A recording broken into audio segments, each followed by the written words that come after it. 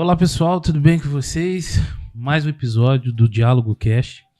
E antes de mais nada, eu gostaria de pedir para vocês para se inscreverem nesse canal, dar uma curtida, compartilhar, que a gente aqui vai ter vários assuntos, como sempre, de grande importância e diálogos de grande valia para vocês. Muito obrigado desde já. Quero apresentar para vocês aqui a doutora Darlene Santos, que também é psicóloga. Se apresente para a gente. Muito obrigado pela presença no Diálogo Cast. Eu que agradeço a oportunidade, o convite. Então, meu nome é Darlene, sou psicóloga formada há 16 anos. Atuei na área social por um tempo, no CRAS e no CREAS, né, Centro de Referência da Assistência Social, e o Centro de Referência especializado na assistência social. Trabalhei por 10 anos numa prestadora de serviço de saúde, né, com atendimento clínico, individual, online, em grupos terapêuticos extremamente ricos. Trabalhei no ambiente hospitalar, trabalhei em UTI adulto, em plena pandemia. Foi uma experiência extremamente rica. Trabalhei em outro setor do hospital que também é de enriquecer, não digo o currículo só, né, mas a vida de qualquer pessoa, qualquer profissional que passa por lá, que é o setor de oncologia, né? Fiquei por 2 anos e meio, mais ou menos, lá, trabalhando com os pacientes oncológicos, processo de transplante de medula óssea, pacientes paliativos. Foi uma experiência ímpar também. E atualmente, desde o final do ano passado, eu estou com o meu consultório, né, em Volta Redonda. Então a gente tem muito assunto para falar. Eu, particularmente, tenho algumas perguntas, mas para a gente ficar bem à vontade com relação ao diálogo, e já que você comentou sobre a pandemia foi um momento bem complexo, né? Acho que para todo mundo. Sim.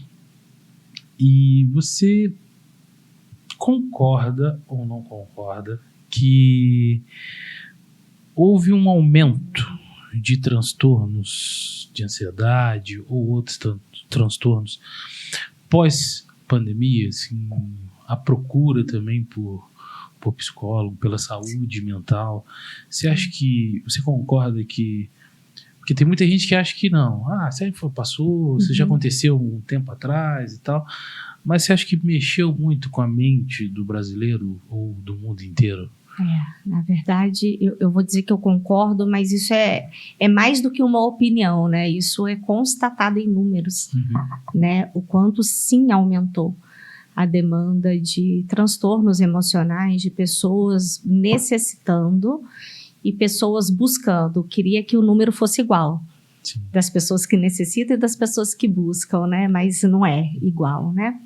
O número de pessoas que precisam ainda é muito maior do que o número de pessoas que buscam pela ajuda psiquiátrica, ajuda psicológica, né?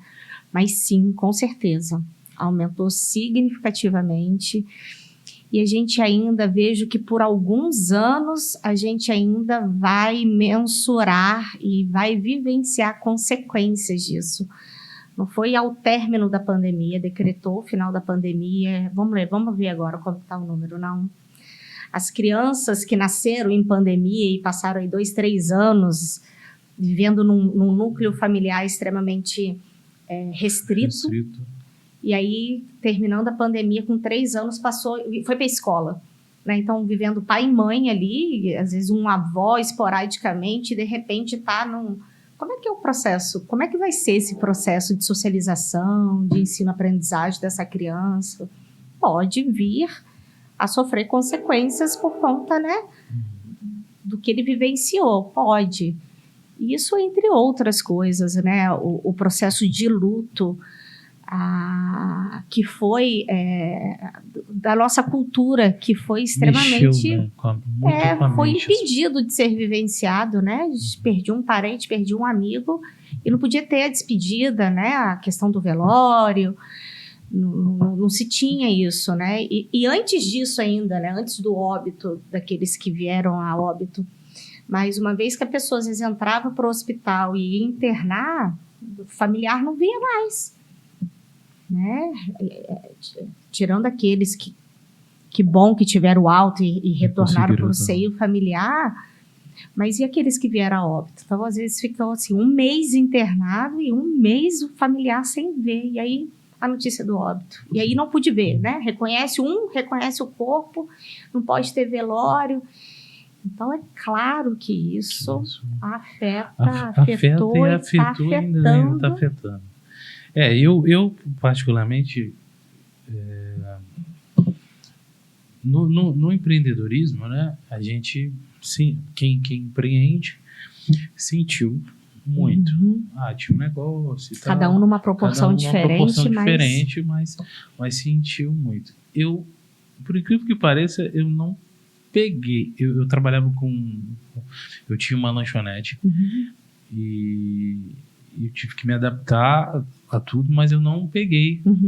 Meu pai, que hoje não está mais em vida, mas ele também não pegou Covid. Eu fui pegar Covid bem depois, já com vacina, já bem adiantado, que eu entendi que era, né? E ele não. E eu vi que eu fui criar problemas com relação à minha saúde mental bem depois também. Então, assim, se existem pessoas que não tiveram problemas pós-pandemia, durante ela, no futuro, provavelmente pode acontecer. Porque pode ser decorrente, não decorrente da pandemia, mas decorrente aos problemas que elas estão causando. Até mesmo porque hoje eu vejo o seguinte, não é só a pandemia, né? Eu acho que vou dar um exemplo recente, guerra em Israel. Então, guerra em Israel já começou a fazer uma movimentação muito grande. Acho que o primeiro foi na Rússia, a guerra da Rússia com a Ucrânia. Todo mundo ficou assustado, apavorado, o que vai acontecer, como é que os Estados Unidos vai se comportar, como é que vai ser a nossa economia, porque tudo vai afetar a gente, de que forma que seja então, econômica. Isso vai mexendo na mente de todo mundo. Aquele que é empresário, né, vai afetar a economia, como é que vai ser, aquele que o trabalhador lá da ponta, né, afetando a economia, como vai ficar sem emprego. Então, assim, hoje a gente vê que isso é um problema que olha como é que é algo que acontece lá do outro lado do mundo e isso vem vindo. E hoje as pessoas... a gente está batendo muito nessa tecla e eu acho isso muito legal da gente começar esses diálogos falando com profissionais, eu posso dizer isso, profissionais da saúde mental. Sim. Eu acho que a gente conversar com ele, porque eu vejo que para a gente ser pessoas boas que eu digo assim, pessoas que não procrastinam, pessoas que utilizam verdadeiramente da sua criatividade, que utilizam todo o seu potencial, você tem que ter uma saúde mental boa. Se você não tiver, se você estiver desestabilizado, você não faz nada. Você todas as áreas da vida ficam comprometidas. Ficam comprometidas. E em torno desse tempo, eu vejo que as pessoas hoje precisam muito sobre isso. E eu queria saber, como sempre eu pergunto, qual é o seu tipo de abordagem com a terapia? Você falou que trabalhava em unidade hospitalar, né? A gente vai falar sobre isso, porque eu também tenho, no caso do meu pai também foi um paciente oncológico e teve um momento na vida dele que ele precisou de um laudo não, né? Na verdade um encaminhamento mesmo para a psicologia, porque isso a gente estava vendo que estava afetando ele. Mas fala primeiro qual que é o tipo de abordagem da doutora Darlene. A minha abordagem é a que a gente chama de TCC, que é a terapia cognitivo-comportamental, né? Uma abordagem dinâmica. Hoje, gente, isso é muito legal, tá? Para falar, é a abordagem que eu também... Muito bem. Que me ajudou muito com os meus nãos, que eu tinha um problema muito sério. As pessoas iam falar comigo e eu Não, também vou. Não, tá. Pode ser. Não, vou. Faço sim. E ainda faço ainda, né? O Elton é próprio. É um processo. Mas bem menos. Entender ali alguns nãos. Qual a importância para a saúde mental? Isso. Vamos lá. O que é a terapia, né? É um processo de autoconhecimento. É uma ferramenta, né, que ela vai te ajudar a olhar para dentro, olhar para a sua história, para suas dificuldades, para a sua potencialidade também, para aquilo que você tem de bom, para reforçar aquilo, né? E por que ela é importante, né? Qual é a sua importância? A gente vem vendo e falando e percebendo cada vez mais a importância do autocuidado. Quando você disse, né? A terapia ajuda a gente a ser pessoas melhores, a não procrastinar, né? Então, na terapia a gente constrói, a gente se olha e constrói estratégias, ferramentas para que a gente possa estar minimamente a maior parte do tempo equilibrado emocionalmente. O que é a saúde mental, né? Não é não ter problemas, sou eu reagir da melhor forma diante dos problemas. A gente não muda o mundo, a gente não se blinda, né? Então, assim, eu só vou ser equilibrada emocionalmente, a minha ansiedade só vai acabar no dia que eu ver que meu filho está encaminhado, no dia que eu tiver num bom emprego, no dia que eu passar naquele concurso, no dia que eu encontrar o parceiro ou a parceira perfeita. E aí a gente vai colocando no outro, no externo, a solução da minha felicidade, do meu equilíbrio emocional, né? E aí é ficar à mercê do outro. E se isso nunca vier a acontecer? Porque depende do outro, e o que vem do outro a gente não tem total controle, né? E aí a psicoterapia, ela vem ajudar a gente, qual é o meu papel diante do meu processo, dos meus ganhos, né? Eu consigo ser feliz hoje com o que eu já tenho? De que forma, né? Eu consigo minimamente sentir satisfeito, equilibrado emocionalmente? Porque a questão não é não sentir, não é não passar pela fase da procrastinação. Todos nós, em algum momento da vida, a gente vai se esbarrar com dificuldades. E uma frase que eu uso muito, que virou até uma marca nossa, do nosso grupo das mulheres da Mama, né? E tudo bem por isso. Né? Ganhei até um quadro delas, assim, com essa frase. E tudo bem por isso. Tudo bem eu estar numa fase desorganizada da minha vida, de procrastinação. Tudo bem eu sentir tristeza, tudo bem eu sentir raiva, tudo bem por tudo isso, né? São sentimentos inerentes ao ser humano que todos nós, em alguns momentos, vamos sentir. O que faz desses sentimentos, dessas situações, o limite entre o natural, o que eu não gosto também de falar normal, tá? Entre o natural, entre o esperado e quando ele vira patológico. A gente precisa observar a frequência com que isso acontece, a intensidade quando esse sentimento vem e a duração. Frequência, intensidade e duração. Né? Ai, nossa, tô com raiva, nossa, qualquer coisa me irrita. Com que frequência isso está acontecendo? Né? E quando vem, qual é a intensidade que essa raiva vem? O que ela te leva a fazer? Às vezes comportamentos impulsivos, né? E qual é a duração dessa raiva? Ela vem e aí fica por quanto tempo? Aí sim a gente vai diferenciar a raiva natural, porque é saudável, a gente se sentir indignado com raiva de alguma coisa, quer dizer que eu reprovei aquilo, né? E quando aquilo se torna patológico, frequência, intensidade e duração, até da felicidade, né? E como escolher, assim, a abordagem correta para essa então, assim, você analisa lá no consultório mesmo, na hora, numa conversa? Na verdade, todas as abordagens da psicologia, elas trabalham tudo. Tá? Não existe a certa ou errada. Transtorno de ansiedade é essa, depressão é aquela. Não existe isso, assim. Todas trabalham tudo. É mais uma questão mesmo de identificação do perfil do paciente. Então, acontece às vezes de chegar paciente para mim e falar assim, nossa, eu já fiz terapia, mas eu não tava mais gostando, porque eu falava mais do que o terapeuta. Então, às vezes, a abordagem, ou até mesmo a maneira do terapeuta trabalhar é mais através da escuta, pontua uma vez ou outra.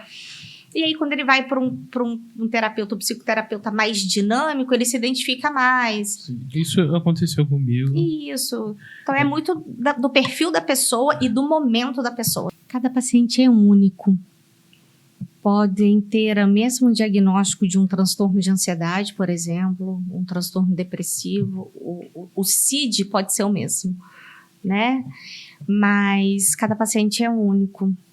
Porque a sua história, os seus valores, suas crenças, seus traumas, né, sua história familiar, tudo isso faz do Leandro o Leandro, né? Diferente do fulano, que também tem ansiedade, que também foi parar na UPA, que também tudo isso.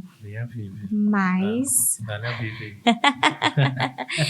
Mas o tratamento, a psicoterapia do Leandro é única. Então, a TCC, às vezes, ela tem fama de ser uma abordagem com técnicas, né? Uma abordagem...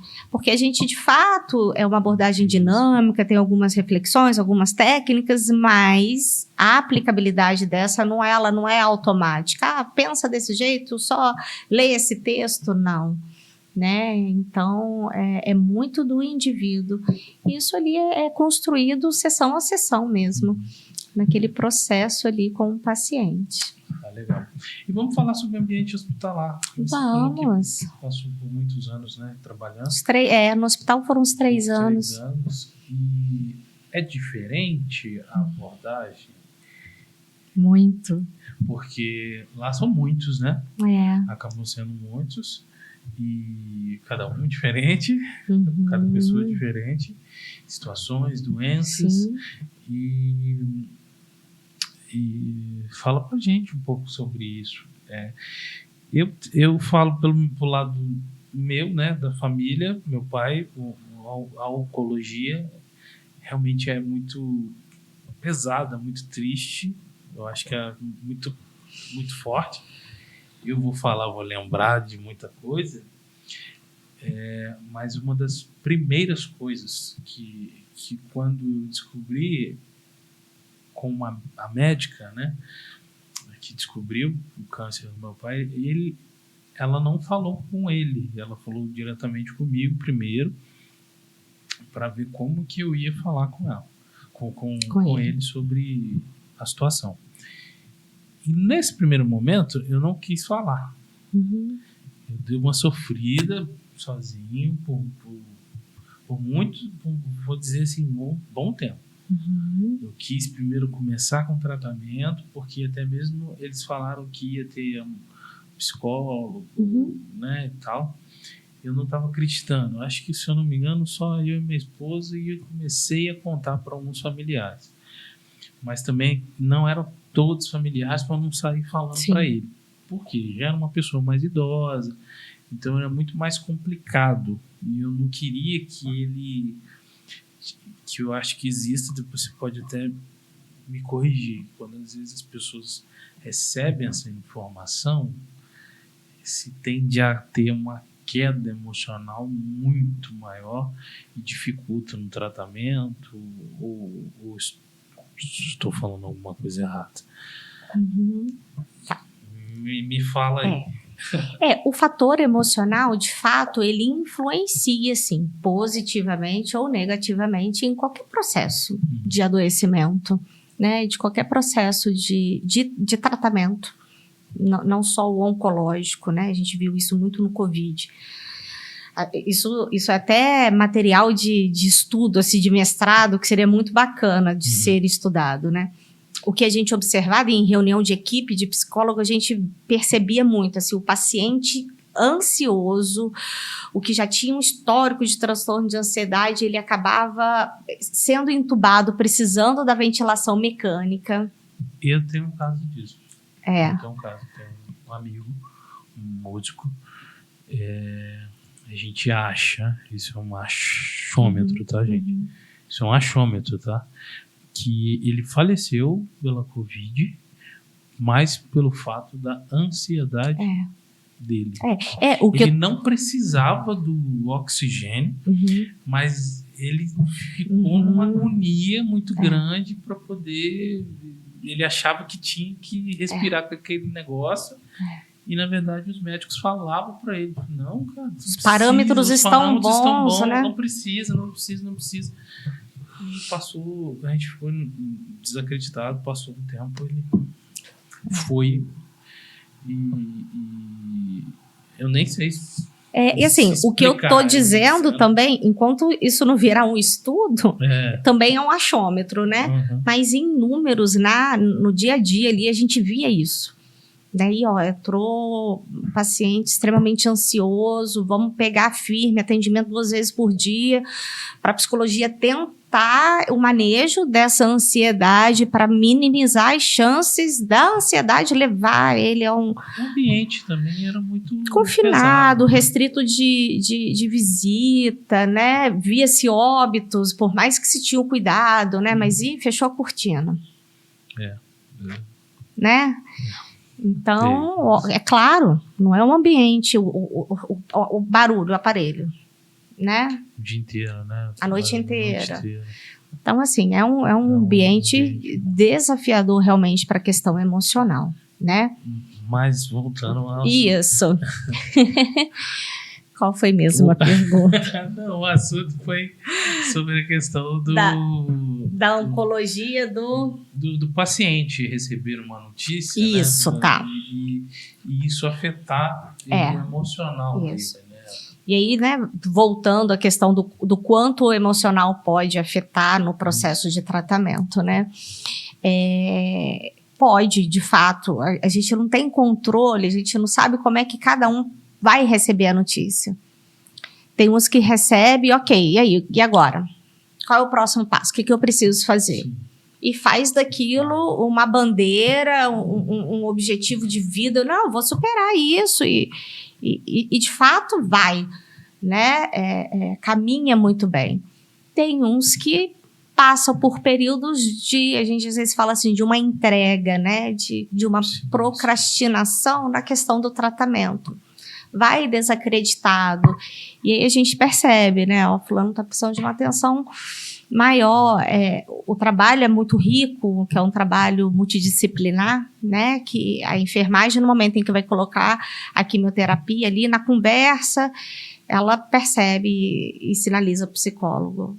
Vai lá no fulano hoje, porque ele chorou na hora que eu pulsionei, ou então ele teve determinada fala que me preocupou, né? Então, o trabalho multidisciplinar é de extrema importância, é muito rico. Mas o paciente que está ali, às vezes semanalmente, quinzenalmente, mensalmente, cria-se um vínculo, né? Sim. Então, a gente passa a conhecer. A recepção já me sinalizou. Darlene, fulano, hoje, na hora que foi passar a carteirinha, na hora que foi, não está bem. Então, assim, né? É importante, sim. Eu tenho muita história de hospital. Com o seu João, meu velhinho, tem muita história. Porque ele ficou doente, a gente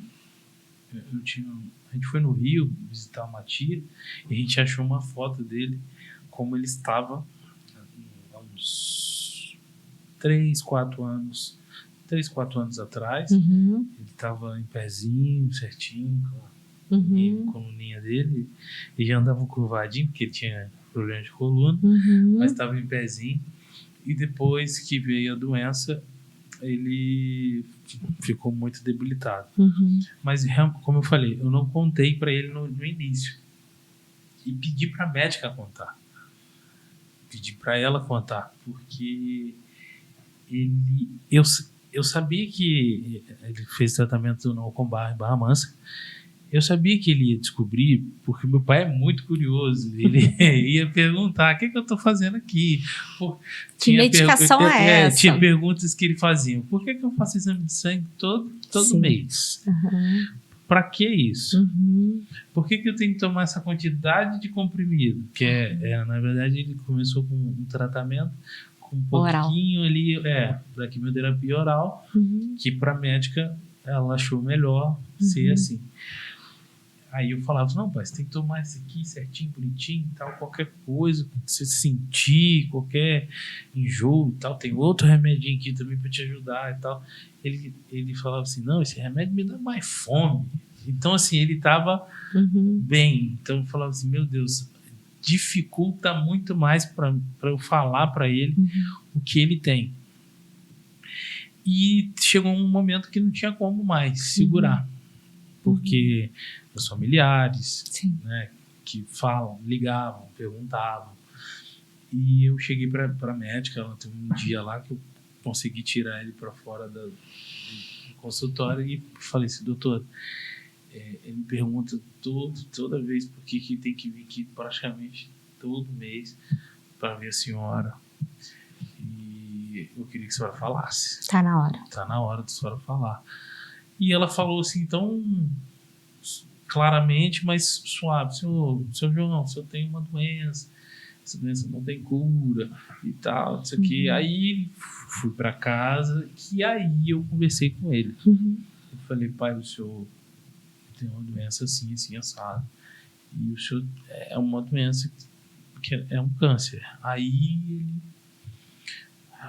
ele mudou um pouquinho o seu João. Então, existiu sim essa mudança emocional. Depois, com o tempo, ele foi enfraquecendo, então o emocional ficou ainda pior, porque ele ficou na dependência. Sim. Então ele começou a ver que para tudo que ele precisava fazer, ele precisava de É um dos fatores, Leandro, que mais mexe emocionalmente com um paciente oncológico ou de qualquer outra doença que com a sua evolução vai debilitando a ponto do paciente sentir-se dependente. Não é nem sentir, de fato, ficar dependente, né? Sim. E depois disso, ele não tinha... Os tratamentos eram bem simples, não eram muito invasivos, que os médicos não faziam, né? Porque, por causa da idade dele, ele tinha 90 anos, 91 anos. Ele faleceu agora com 92. E igual a senhora falou, ele ia para o hospital, as pessoas já sabiam quem era, já tinham cuidado para falar com ele, para conversar com ele, e falar, doutor, ó, hoje o seu João tá legal, tal. Então, assim, realmente tinha esse cuidado de não tinha psicólogo, não lembro de psicólogo, mas os médicos parece que, como eles já eram pacientes paliativos, tinha um acolhimento diferenciado. Diferenciado. Mas você acha que é pouco para o número de pacientes que tem, assim, por exemplo, eu digo no SUS, né? Não sei no particular qual que é onde a senhora trabalhou mais, mas no público aí a gente vê poucos profissionais na área da psicologia, que é muito, assim... É muito... eu acho pouco. Por exemplo, se você for procurar hoje um postinho de bairro, demora-se muito tempo para uma vaga, uma oportunidade, então automaticamente as pessoas têm que procurar um particular. E você acha que deveria se ter mais oportunidades, não sei, aumentar mais isso dentro da área da saúde? Nas escolas, como a gente conversou muito com a Vivian sobre isso, até mesmo por ela ser diretora, porque se você começa com um projeto ou algo dentro das escolas, você... Né, a possibilidade de trabalhar a prevenção, né? Prevenção, a criança já cresce emocionalmente bem, sabe? Isso, se apoia isso. E eu acredito que no hospital deva ter isso desde o pronto-socorro lá. Primeiro, não é o médico que chegou um paciente lá todo quebrado E, lógico, vão cuidar dele. Mas eu acho que deveria ter também um acompanhamento psicológico. Eu não conheço na prática, assim, a realidade do SUS, né? O local que eu trabalhei era uma realidade particular, né? Tínhamos um número significativo de psicólogos atuando, né? Desde o pronto-socorro, clínica médica, clínica cirúrgica, UTI adulto, UTI neonatal, oncologia. Existe, então, eu acredito que existe, então, essa diferença. A gente, o pronto-socorro, né? Como eu falei, então, assim, a gente tinha um número importante. E o paciente, ele era avaliado assim que chegava e baseado ali, a gente traçava o plano de cuidado dele, com que frequência esse paciente ele precisa ser acompanhado durante a internação dele, não só o paciente, mas o familiar, né? O psicólogo dentro do hospital, ele dá o suporte à equipe também, né? Profissional, você fala, os enfermeiros. Exatamente, é uma troca ali. Realmente é uma barra, né? E é uma dinâmica muito diferente de consultório, porque a dinâmica do hospital, a realidade do hospital, o paciente hoje ele está ali, amanhã ele pode não estar, por alta ou por óbito, né? Ou por mudança de setor, né? Então, é uma dinâmica. A terapia no consultório, a gente começa algo e nem sempre termina naquela sessão e dá continuidade na próxima sessão e assim a gente vai. A psicologia no hospital a gente precisa trabalhar numa abordagem dinâmica, uma abordagem de psicoterapia breve, né? Onde a gente precisa, dentro do possível, finalizar sempre aquele atendimento ali. Aquele atendimento, aquele cuidado ali. Exatamente. Se caso ele precisar... Isso, amanhã eu vou voltar e aí a gente vai ver a demanda de amanhã e a gente vai trabalhar aquela demanda e buscar finalizar aquela demanda ali, né? Assim como com a família. Como você falou... sobre essa questão de não trabalhar com um atendimento público, né? Eu acho que com certeza nesse diálogo a gente vai trazer pessoas responsáveis que possam abrir mais sobre esse diálogo com a gente, e eu acredito que seja muito importante a gente abrir sobre esse assunto. Né, porque eu via muitos profissionais lá que eram sobrecarregados devido até mesmo ao volume maior de pacientes, né? E isso vai refletir na qualidade da entrega ali. Por mais que o profissional deseje, né, dar uma atenção, uma coisa, né, de qualidade ali, mas sim, acredito que comprometa. Mas eu falei sobre família, eu falei sobre o meu caso, né, a parte, e vim sendo lembrado aqui na minha mente sobre o diálogo com a Vivian, sobre a constelação familiar, e fala pra gente o seu papel ali dentro Na Vida, que eu acho esse nome maravilhoso, até vou sempre exaltar sobre isso, porque eu acho que é muito legal o trabalho de vocês, e tem que ter esse bate-papo com vocês três. Falta somente a Natália. Falta só a Natália, tá? Natália, terapeuta floral. Porque eu acho muito importante, eu acho muito legal esse trabalho de vocês. Trabalhar a constelação familiar, começar ali, né? Porque a vida é isso, né? A vida é a família para o mundo, né? Começa dentro de casa, vai para o mundo, crianças bem-sucedidas, adultos emocionalmente preparados, e é isso que eu também estou procurando com o tempo, procurando minha saúde mental ali tá boa nisso tudo aí. Fala um pouquinho do que você faz ali dentro com as meninas, fala desse projeto também Na Vida. Vamos lá, esse projeto ele nasceu, né? Ele nasceu de 3 mães, 3 profissionais, né? Os nossos filhos estudam juntos. E uma vez num encontro, num piquenique que as mães organizaram, foi onde eu conheci a Vivian. Eu cheguei atrasada, a Vivian, eu acho que era o primeiro ano do filho dela na escola, né? Então eu cheguei atrasada e a única cadeira vaga era do lado dela, eu peguei e sentei, eu sou muito comunicativa, e a gente, você é mãe de quem? Do Theo? Do Theo. E aí a gente começou a conversar. E aí ela me falou de uma questão particular do Theozinho e tal, e assim, eu venho de uns anos para cá me interessando muito pelas terapias integrativas, né?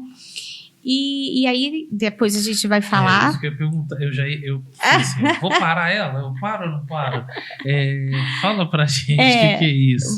Vou dizer quais são as Tá principais terapias integrativas, né? Constelação familiar, dentre elas, floral, de bar, no SUS, no papel, né? Assim, teoricamente, são mais de 20 terapias que o SUS, integrativas que o SUS oferece, né? Acupuntura, Ayurveda, várias. E eu venho, yoga, meditação, tudo isso são considerados terapias integrativas.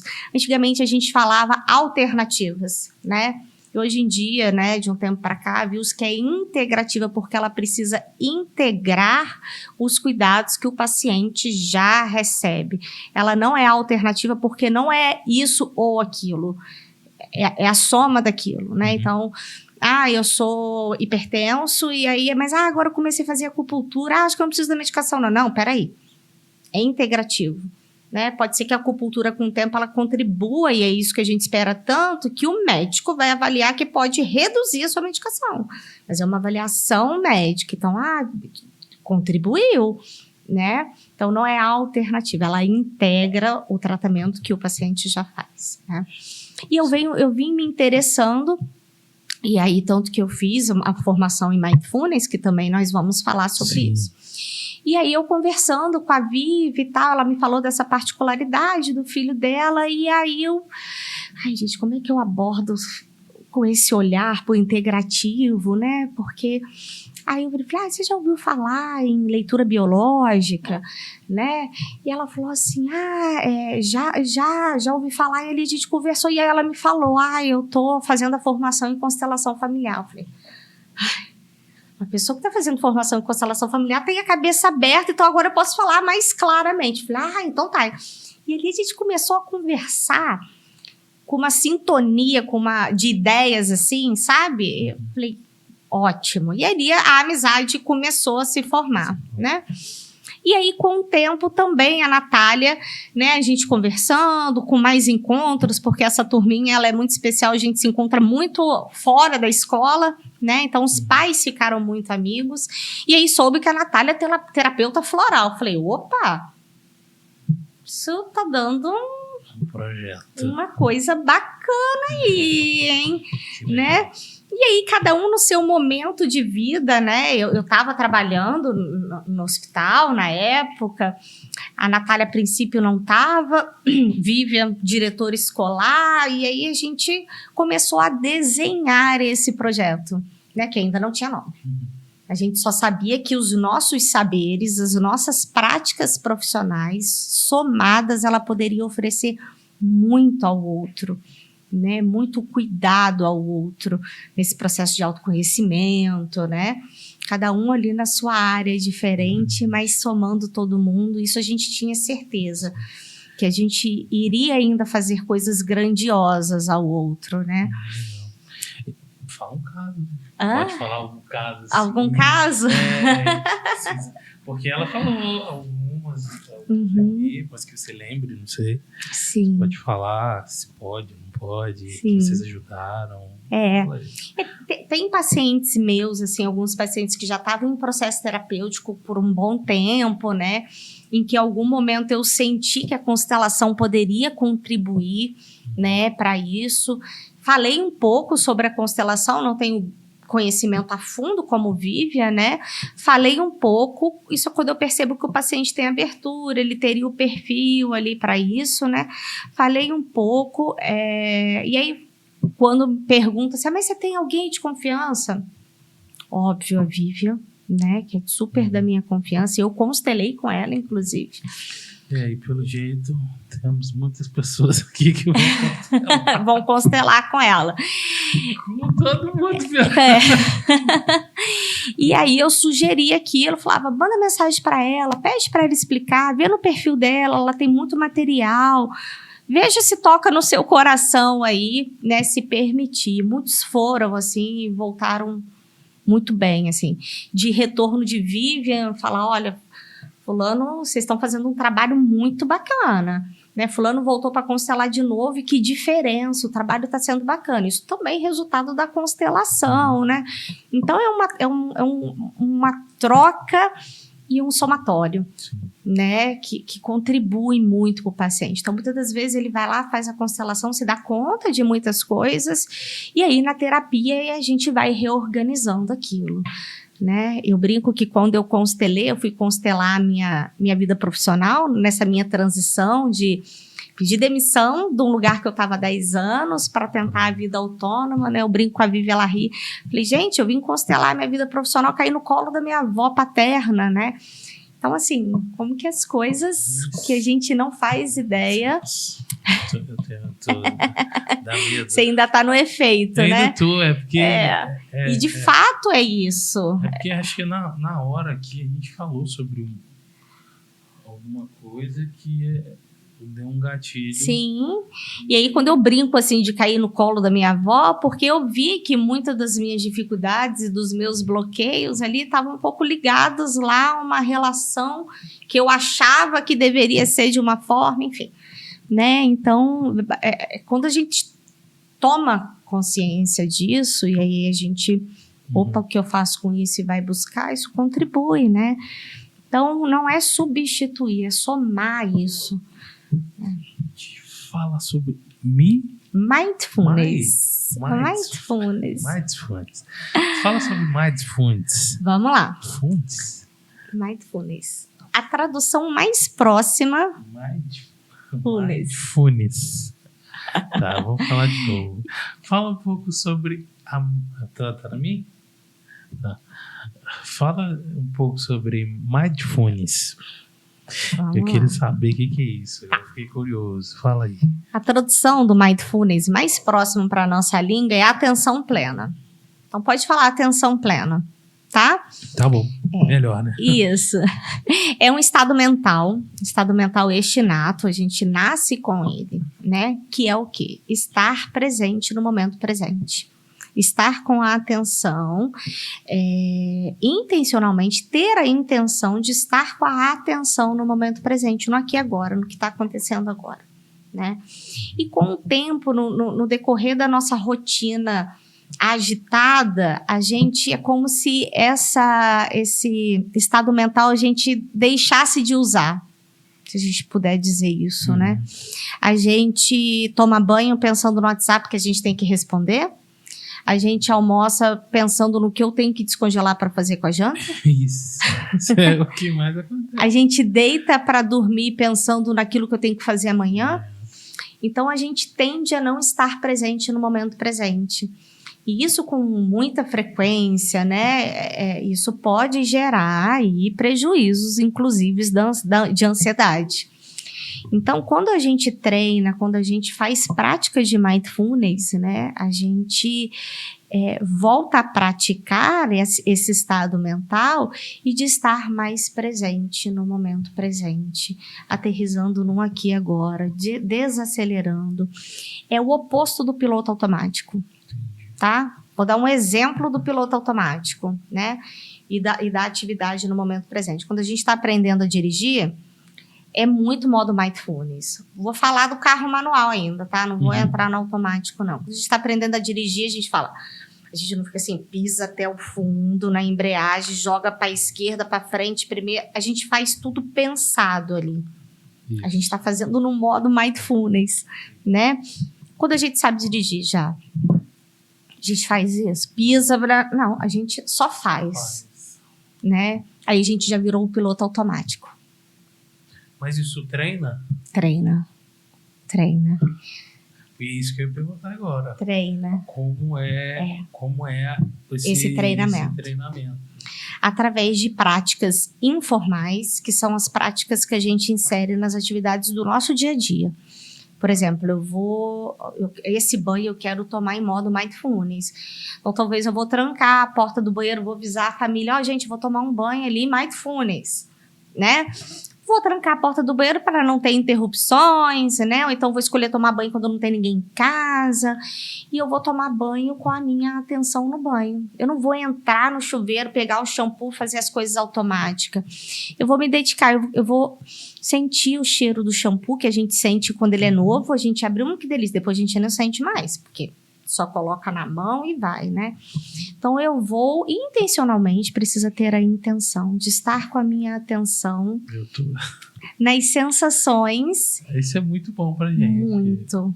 Porque, principalmente pra mim, quando eu vou editar alguma coisa, e às vezes eu quero entrar nesse modo. Sim, exatamente. Porque é isso. É um modo criativo, né? Sim, que a gente precisa ter uma atenção.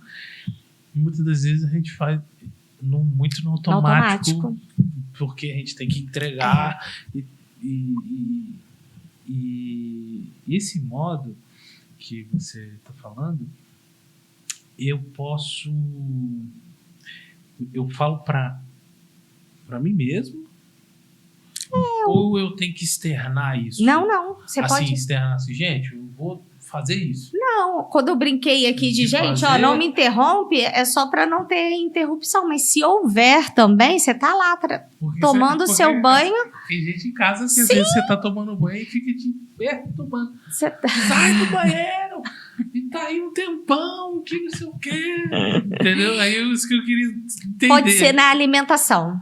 Entendi. A gente come ali respondendo o celular, a gente come pensando, peraí, que eu tenho que descongelar para fazer para janta. A gente come muitas das vezes conversando. Almoçando, pensando que tem que fazer na janta, né?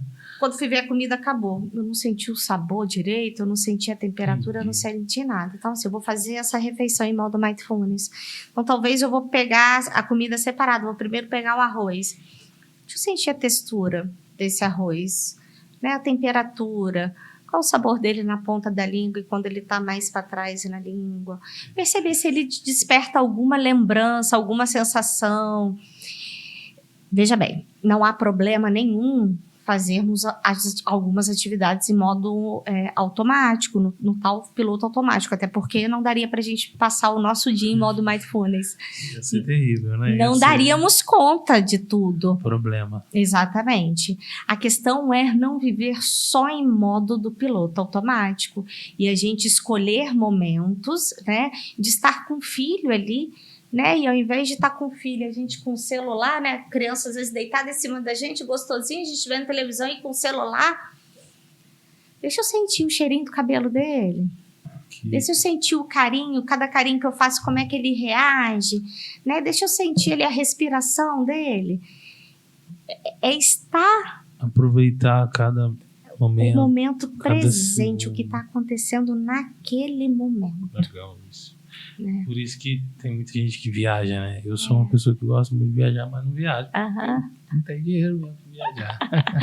E aí existe essas práticas informais que eu disse que é a gente aplicar e as práticas informais que são através de práticas guiadas, algumas práticas meditativas que ajudam a gente a chegar a esse estado. Colocar como se fosse uma meditação. Como se fosse algumas práticas meditativas levam a gente ao estado de mindfulness, contribui a gente a chegar a esse estado. Mas são coisas diferentes, né? Mas pode levar a gente a chegar a esse estado, sim, de mindfulness. Que bacana. Mais uma terapia, mais algo que eu quero conhecer, gente, para poder ajudar. Porque são muitas... Eu tô falando de mim, a gente tá falando no diálogo de mim, mas eu tenho certeza que muita gente se interessa por isso, que às vezes está vivendo anos e anos no modo automático, né, faz a mesma coisa. Eu tenho amigos meus que são assim, que, sabe, que não saem nem de casa, vou falar a verdade, e fica ali naquela rotina. Sai da rotina, faz alguma coisa, anda na rua, fala isso, né? Você fala assim, hoje eu vou andar no centro da cidade de Barra Mansa, que é maravilhoso. Mas aí é andar em modo mindfulness. Isso. É a gente trazer a nossa... coisas, que às vezes na correria a gente não vê. Não vê. Olha, uma loja nova. Sim. Olha, reformaram aquilo outro. Entendi. É assim, realmente é uma verdade que se precisa. A gente falou sobre mindfulness. Falamos com a Vivian, né, sobre a constelação familiar, e vamos falar também com a Natália sobre medicação, medicamentos voltado para isso. Mas a gente está chegando no mês que, só para avisar para vocês, o mês está chegando ao mês delas, o mês de março. Fala um pouco para a gente sobre essa questão da saúde mental feminina, da mulher, multitarefas. Hoje eu vejo muitas mulheres empreendedoras, principalmente vocês, né?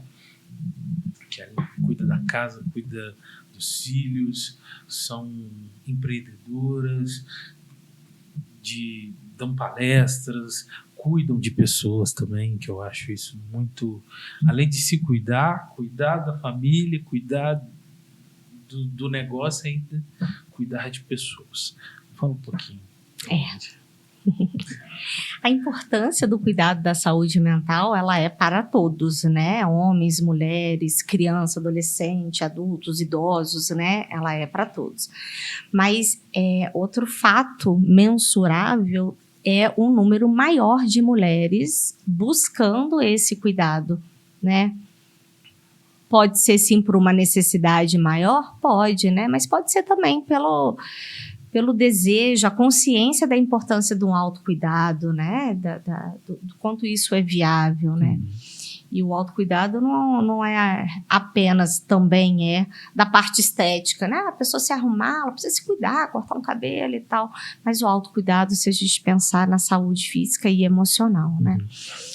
E assim, de fato, a mulher, ela tende a acumular multitarefas, né? A mulher que não trabalha fora, ela é responsável pelo lar, que já é suficiente para ser muita coisa, né? O trabalho doméstico, eu brinco que ele é ingrato porque ele é todo dia a mesma coisa ali.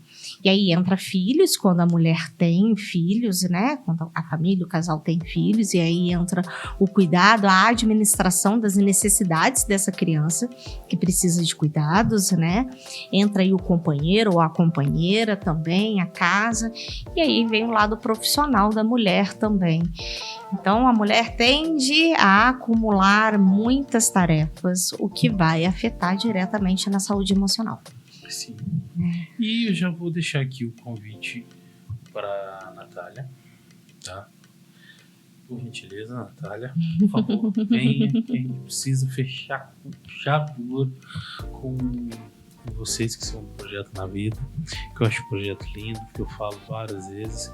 Eu gostaria que esse projeto pudesse ser...